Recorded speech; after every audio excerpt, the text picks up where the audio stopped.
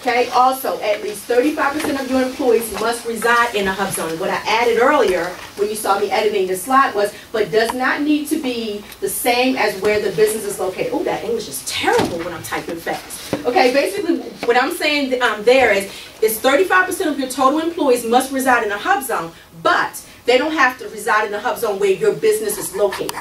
So your business is in a hub zone, but then she resides in another hub zone where your business is not located. It's okay. As long as he or she is in a hub zone, it's fine. It doesn't have to be the one where your business is actually located at. He or she just needs to live in a hub zone at all times. Like if that person ever moves, because you have to remember, a hub zone area is one that's underutilized. So if you pay her too much, she's going to want to move and upgrade and move into, well, you're going to be in trouble.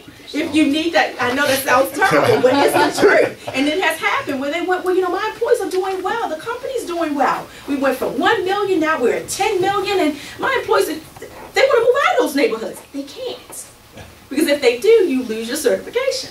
It's like a catch-22. That 35% must reside in the hub zone at all times.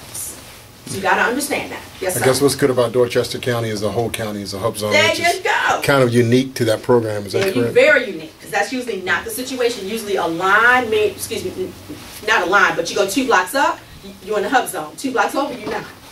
So you have to be careful when you actually obtain your HUBZone certification. When it comes time to recertify, we're going to go back and evaluate again. Does 35% of your total employees reside in a HUBZone?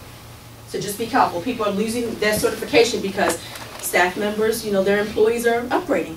How often does that likely happen, that you check and see if, you know, it's like I'm going to tell you that. I have to leave.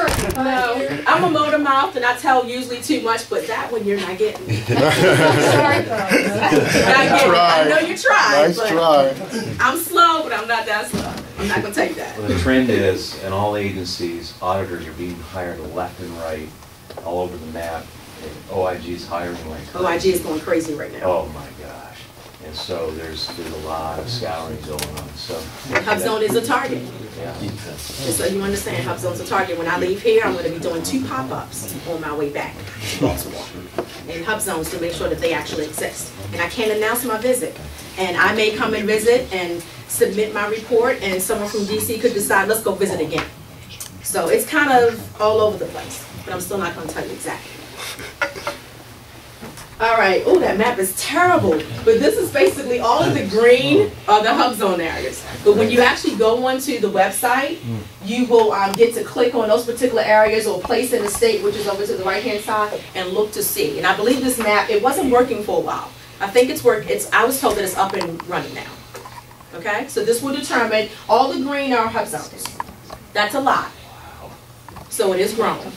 Okay. Okay, what do we have here? And then this just goes into how census, basically how they came up with what was a HUBZone and what wasn't, which basically restates what I mentioned earlier. It's an underutilized area. Not necessarily poor, destitute, you know, boarded up buildings. It doesn't have to be that bad. But it's those types of areas as well as some of the others. Like Dorchester. All of Dorchester is not boarded up and, you know, unused areas. So it kind of depends. Okay? And let's see here. This is more why they came up with it. Let's see here. HUBZone program benefits. Set aside awards. Competitives. That means anything over $3 million. Or for a manufacturing company like this gentleman in the front, his limit is $5 million. So if a contracting officer comes to his company and says, I want to award you a $6 million HUBZone contract, we would consider that to be a set aside, but it's a competitive. Why? Because it's over the $5 million threshold. $5 million and under is considered to be a sole source. They can sole source it directly to him. Competitive means he has to compete against other HUBZone companies. When you rather compete against other HUBZone companies, which are same and similar size, than it to be full and open, a much easier transition that way. So these are the types of contracts that can be awarded. Set aside awards, which are competitives. Sole source awards, which for non-manufacturing is $3 million and under. That means they like that particular HUBZone firm. They can find at least 2 that can do it. You can just compete against this one other HUBZone company and go for it. Under 8A, it's different. It's a sole source. If they find her, they like her, they use her. Just that simple. They don't have to consider anybody else. HUBZone's different. Okay, awards through full and open competition. After application, you get a 10% price evaluation preference. And simply what that means is that if all the proposals are submitted and you are HUBZone, they put you in a different pot. They go, here's the pricing that was submitted by 15 companies. Of the 15, 3 were HUBZone. The 3 HUBZone get a 10% reduction in price. That means they get to, if you're high or if you're low, whatever it takes, they can give you that 10% advantage over the other participants. No other program has that. AA is not structured that way, nor is WOSB. You don't get a 10% price preference. This is the only program that does that. Also for subcontracting, through the frequently asked questions, I added this when I was standing over there. This I didn't know. All subcontracting plans for large business federal contractors must include a HUBZone contracting goal. I did not know that. That's a fabulous thing. 8A doesn't have that. What that means is that when a large business is awarded a contract, 9 times out of 10, they don't do 100% of the work. They hire subs. So what this rule is saying is that part of their subcontracting plan, some of those subcontractors must be HUBZone certified firms. That's a good thing. So when you're out there marketing, you're just not marketing to be the prime. You're also marketing to be the sub.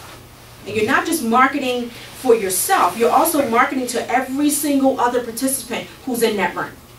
I believe that when you get in a group like this, you give a card, you get a card. Usually before I leave and I work a networking event, I get a card from every single person in the room. And on the back of the card, I wrote what we talked about, if I agreed to send them information, if they agreed to send me something, what could I help them with. I do that with every single networking event I go to. Why? Because it could be a contract sitting right next to it.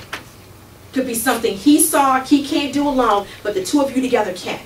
Teaming's the wave of the future. Why is that? Lots of bundling are going to be going on in the government. A lot of these contracts are going to be huge. Why are they doing that? Because they want large business to perform them. That's why. Meaning the contracting officers. Why? It's easier. They trust the Lockheeds and the Siemens.